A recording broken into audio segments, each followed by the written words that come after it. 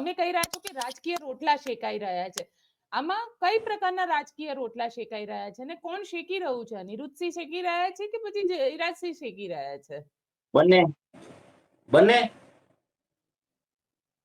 બે તરફ. જો અનિરુદ્ધસિંહ રીબડાની અંદર પંચાયત એની હોય, સરકાર એની હોય, ગામ એના કૈયામાં હોય 2022 સુધી, તો એના ગામમાંથી આ લોકોએ સામે થવાની જરૂર શું કામ પડી? અને જો પટેલોના મતથી જ ગોંડલની અંદર ધારાસભ્ય થવું ફરજિયાત 2022 હતું, એટલા માટે રીબડા જયરાજસિંહે અમિતને અને આખી ટીમને ભેગી લેવી પડી અને આ રીતનું એક વહોર ચલાવવી પડી કે રીબડાના નામ ઉપર ચૂંટણી જીતા.